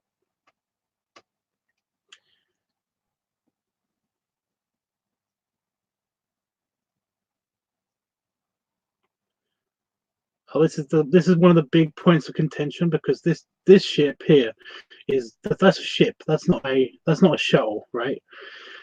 It's huge. That thing is massive. That thing, and it's supposed to be in the shuttle bay of the Intrepid class, and it just doesn't work. It's too big. It just doesn't work. So yeah, that's always funny.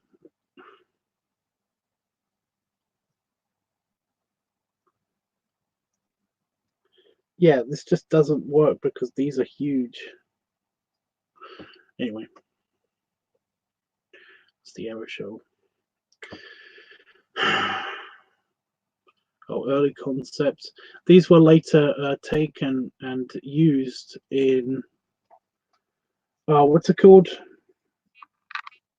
Yeah, the JJ, the 2009 Star Trek. Yeah, that's the CG model. What's that?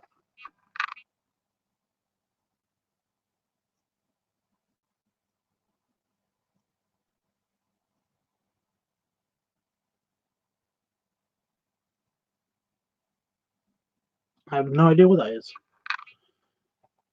But yeah.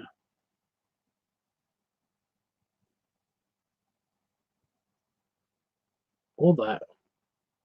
Oh no, I do know what that is, but that's a Discovery thing. Why is that on here?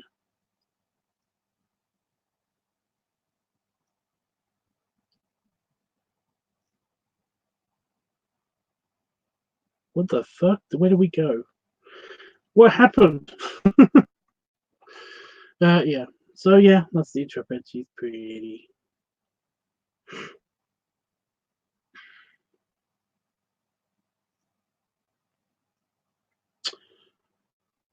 But yeah, this is an example of a different Wikipedia. It used to have a random article section. Where's the?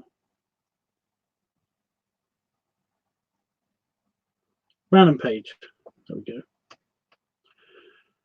Plasma filament. A plasma filament was an energetic and disruptive phenomenon found in the region of space known as the Badlands.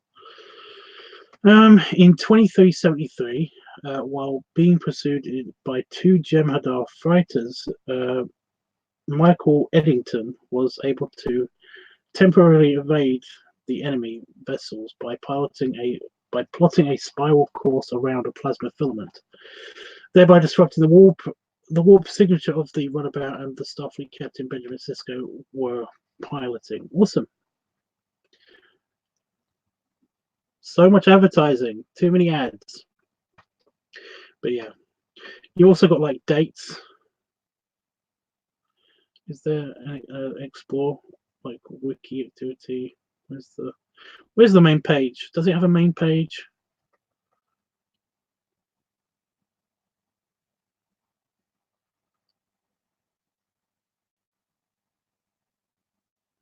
Oh my god.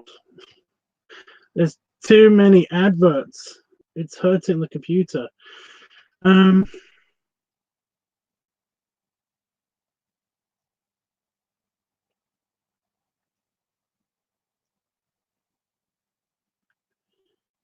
Oh that's so annoying. It used to have an on this day thing.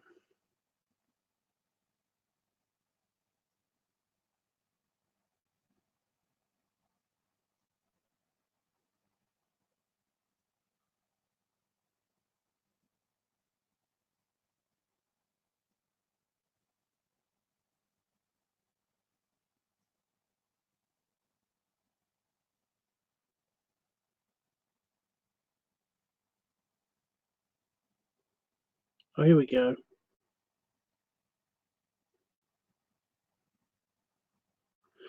Because it had fictional events and fictional dates and stuff. And basically, like, so it would basically say, on this day, so and so is born, and he will be important in Star Trek and stuff like that.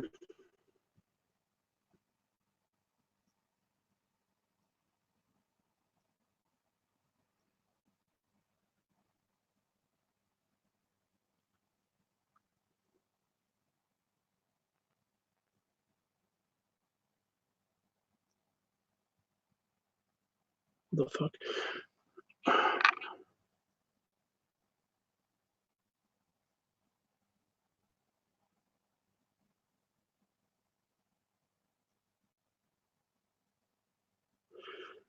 Okay, so let me see if I can hit the years, because this is the.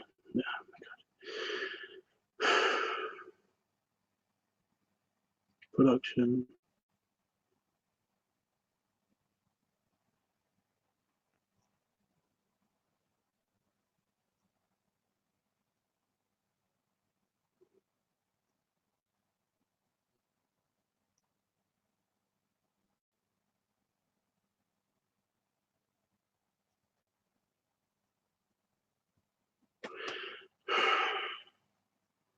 So this I've not been on here for a while. So basically, it's like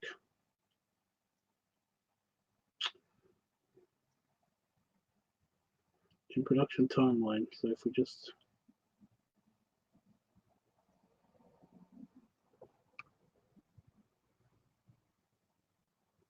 production timeline, timeline. Let me just see the. Fuck it. I'm just gonna look. So that's production timeline.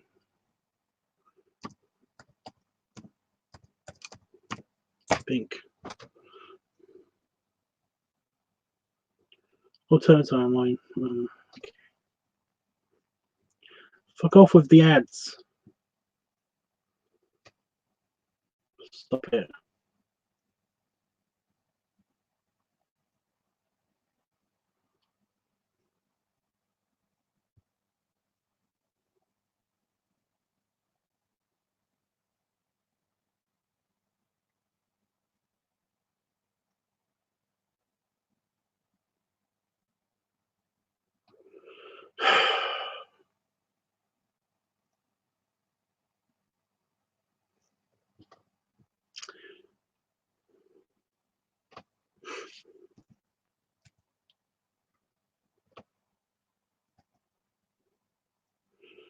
See, it's got two different things: 2019 and 2019 production. 2019. Okay.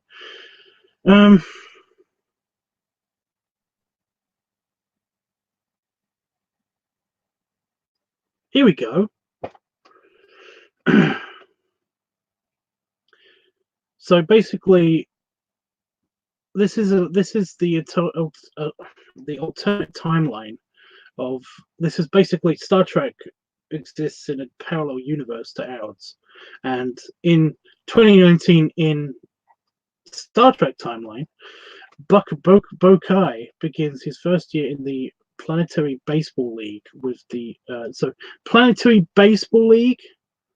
So in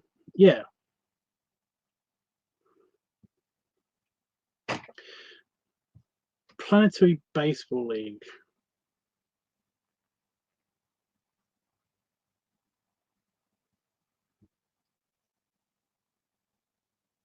Last year, apparently, advances in sublight propulsion technology make sleeper ships obsolete.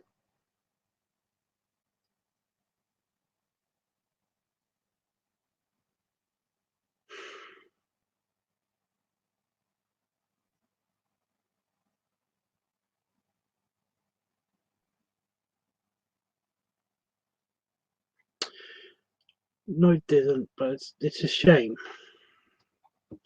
It should have. Nothing happened in 2017. In 2016, a Vulcan ship crosses into Klingon space near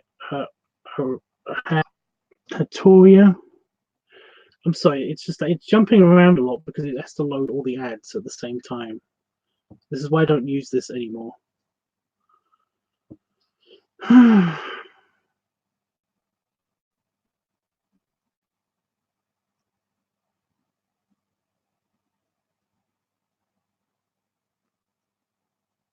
So yeah, pick a date and we'll see what actually happened. What happened in the fictional Star Trek universe.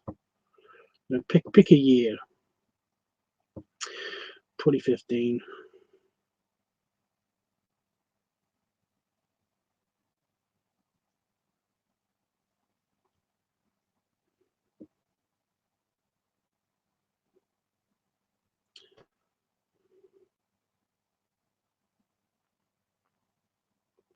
$2012.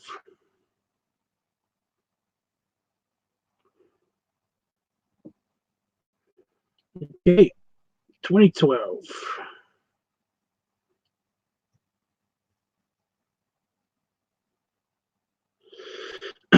Oh, stuff actually happened on 2012. In the Star Trek universe. Don't do it. Stop it. Stop with the moving. Stop it. In the Star Trek universe, on Earth, after 11 years of... They're hunting the Jedi. But I'm done hiding.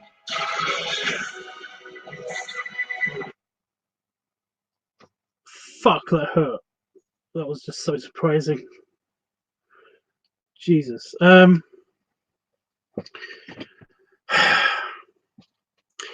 In 2012, on Earth, after 11 years of construction, the Millennium Gate is finally completed atop the former location of Portage Creek, Indiana.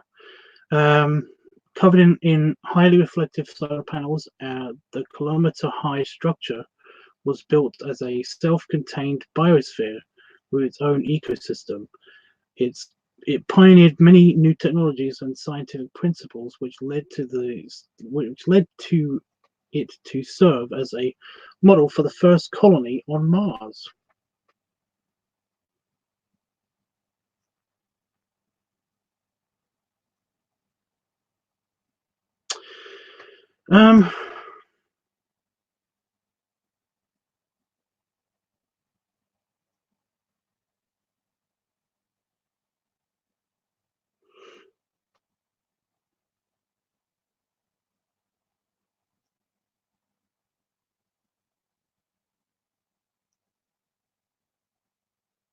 So yeah, that happened in 2012, the Millennium Gate.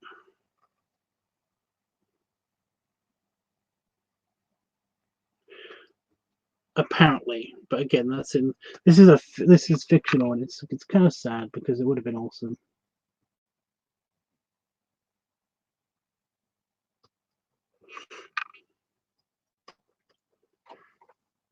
So I was looking at the picture. It's very teeny on my screen. Right. Any other dates? Let's see if I've got like a.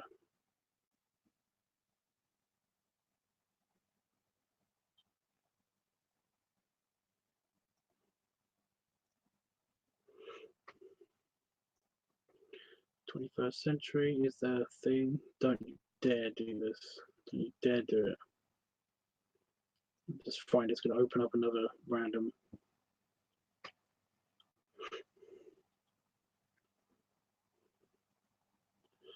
About 2005, I'm actually going to look up my 1987. The year I was born. In the year 1987, April 24th, Gabriel Bell is born. He's important. He actually is important. Are cloned from what? Computers are cloned from carrots on Earth? What?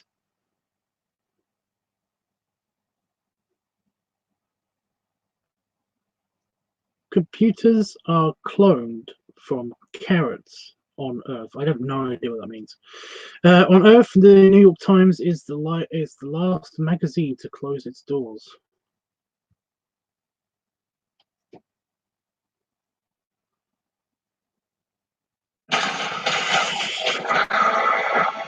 They're hunting the Jedi. Fuck.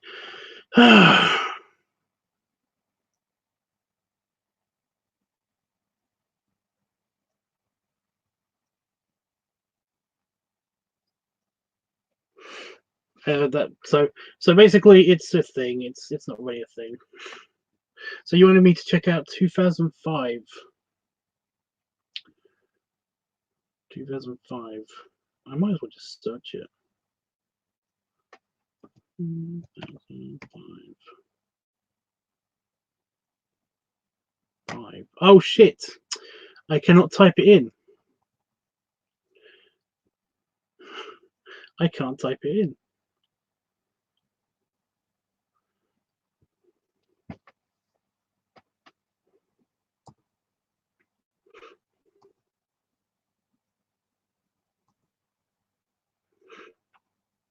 I'm going to do this and then I'm going to go because I'm really hungry.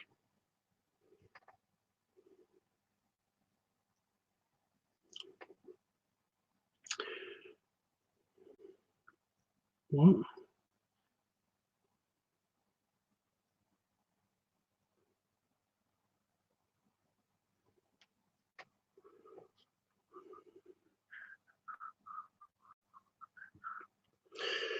(2005) 2005 events.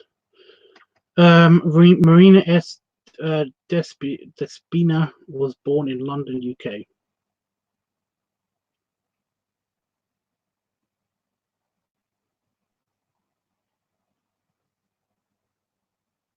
Okay.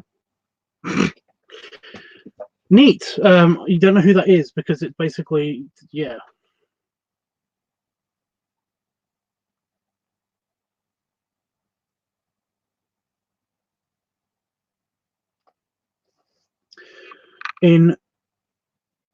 Apparently the space child was born at the Farside moon base. The first human to be born on the moon was heralded the world over as a new generation of history. Awesome.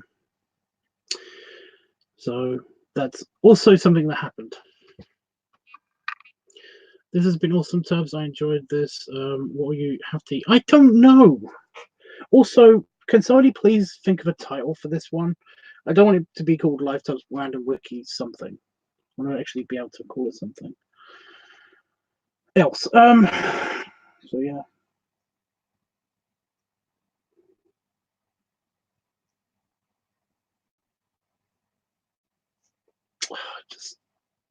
I just scratched a spot on the back of my head. Ugh. Ow.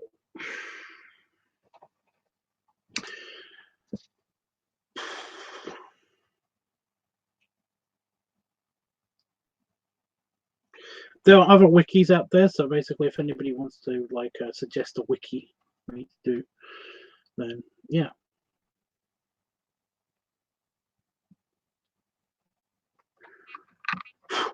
Go away. Beer fly?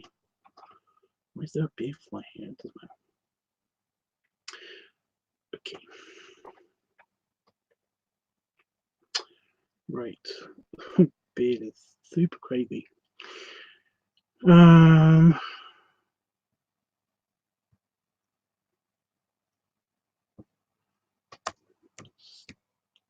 Stupid.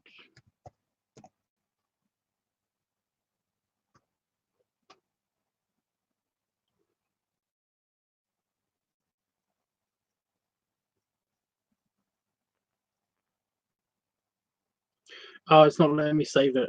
I just changed it, but it's not letting me save it. I'm sorry, that hurts. Yeah, I don't know what to have to eat. I do not know.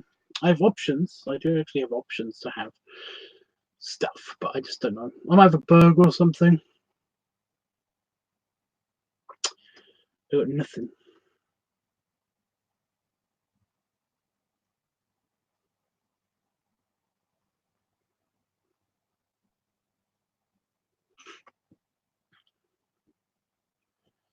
Oh, it's not letting me save it. Okay, so I can't change it afterwards. That's a shame.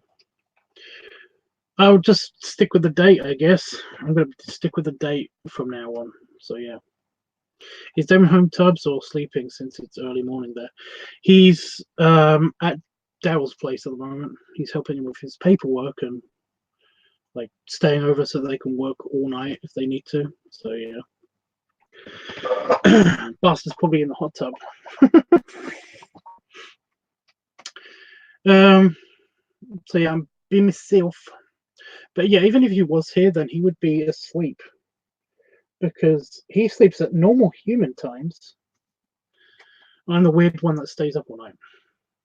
So yeah. Anyway.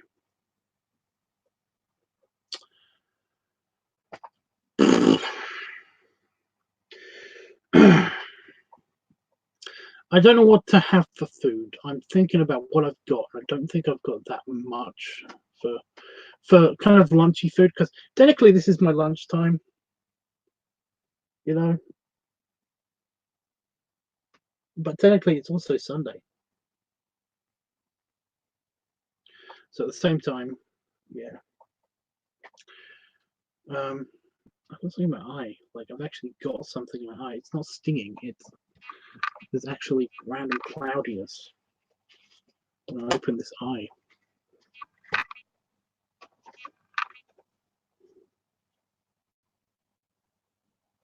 It's a sleep cycle regulating a hot tub. Yeah, I'm getting better. It's getting better. For example, today I woke up at 9 or 10 p.m. and at the earliest I can go to bed at around about 4 p.m. and that should push it a little bit more so I wake up more along the lines of early in the morning, and then it'll become less early in the morning when I wake up. I wake up whenever. So yeah. Do you have any pita bread to have with something? I don't actually have any bready stuff. I don't have any bready stuff. I've got tuna. I've got beans. Oh, I could have sausage and beans with cheese. I was going to say I could have beans on toast, but I don't have any bread, so I can't have any bready stuff. But I mean, that sounds nice. I don't know what I'm going to have for dinner. I think I might actually have like scampi or something cooked. But this is weird because my dinner time is going to be late morning. Everybody else is going to have like late breakfasty stuff or or lunch, you know, and I'm going to end up with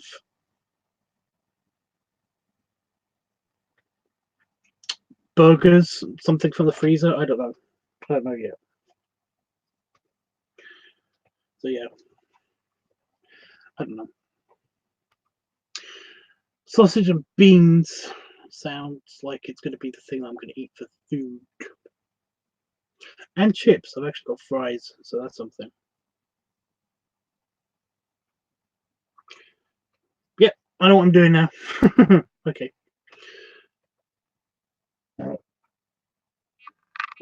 Oh, I stretched and fired at the same time. Oh yeah! Did you hear that click? Oh, it was good. Okay. This chair is really screwed up. I cannot wait to get my new chair. If I even get my new chair. Oh. Right, I'm gonna go over my food and I'm gonna go over showers. So belly rubs, belly salute. And I'll see you guys tomorrow, where I'll be doing LiveTUBBs Weekly. We won't do the random wiki tomorrow. We'll do the LiveTUBBs Weekly tomorrow. So yeah, well, we'll do it later from now. You know what I mean? It'll be probably sometime about this time, a little bit later maybe, and LiveTUBBs Weekly. So yeah. Okay, guys. See, for now, I'm really happy with this. The StreamYard stuff. They're pretty cool.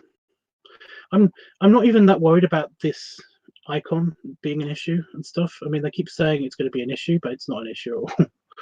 Like, I keep hearing people being like, it is annoying that it's there and stuff, but you know, whenever I've seen tutorial videos on how to use it and everything, but you have to pay for it if you want to get rid of it or want to put custom stuff on and stuff like that. And it's like, it's just that. It's not hurting anybody. Anyway, yeah, really, this is working out, so that's something. Now I've got itch. I've got eel itch. But yeah. Anyway, guys. Toodles for now. See you tomorrow. See, it's also not instant. When I hit the button, I have to hit 2 buttons to basically say yes, end broadcast.